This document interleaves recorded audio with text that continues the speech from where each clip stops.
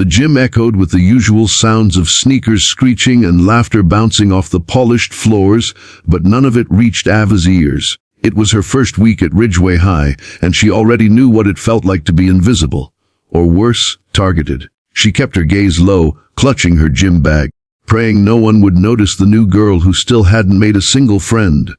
But bullies always noticed the quiet ones.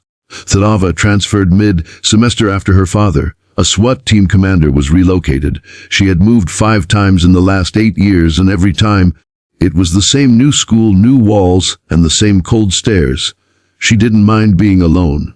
What she minded were the kids who used that loneliness against her. It started small, a sarcastic comment here, a shove during dodgeball, a missing water bottle. She didn't complain. She never did. Her dad taught her strength, but also control. Ava knew not every battle had to be fought. But on the 4th day, when the same group of girls cornered her behind the bleachers, things escalated fast. "You think you're better than us? Too quiet, too good to talk," sneered Maddie, the self-declared queen of the gym. Her friends laughed. Ava stood her ground, silent. That seemed to enrage them more. One of the girls tripped Ava, and she fell backwards, her head narrowly missing a weight rack. They laughed again. Ava's hands shook, not with fear but restraint. Her Apple Watch buzzed, heart rate spike. She inhaled deeply. Her dad always said, "Breathe first, act second."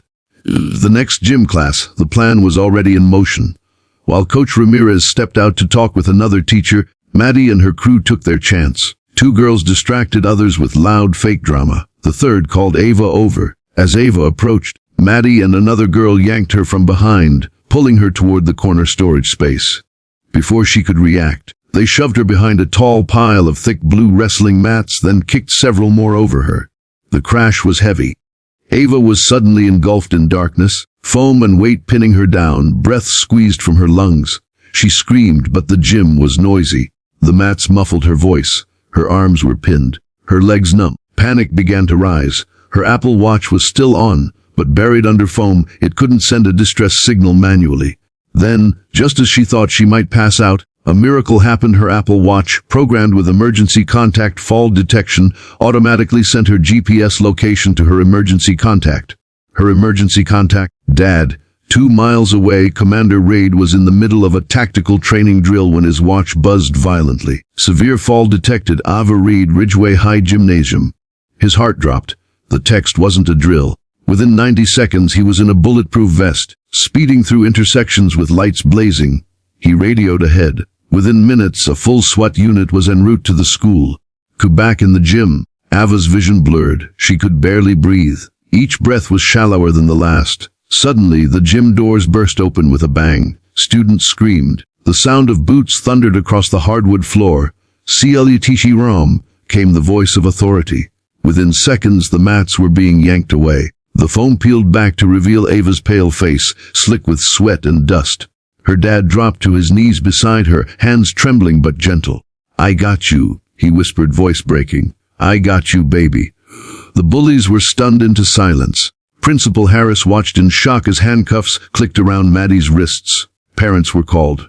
Statements were taken. Maddie and her crew were suspended immediately and would later face juvenile assault charges. The incident rocked the school. But Ava didn't want revenge. She wanted healing. With her dad's support, she helped start the school's first Courage and Control program, a hybrid of self-defense and emotional intelligence training for students who felt unseen, unheard, or unsafe. Within a few months, the program grew bigger than expected. Even former bullies, shaken by what had happened, joined to learn empathy and restraint. Ava became the heart of the program, not because she was loud or commanding, but because she was real. She shared her fear, her anger, her pain. She talked about what it felt like to be buried, literally and emotionally, and how it took more courage to speak up than to fight back. Coach Ramirez formally apologized to Ava and her father. New school policies were drafted. Gym supervision was increased, and Ava, she no longer walked the halls alone. She walked with purpose, friends by her side, and the weight of silence lifted. One afternoon, months later, a girl named Emma, a new transfer, was being picked on by a few boys near the lunch tables. Before a teacher could intervene, Ava was already there. She placed her hand on Emma's shoulder, turned to the bullies, and said softly, "That's enough." And it was.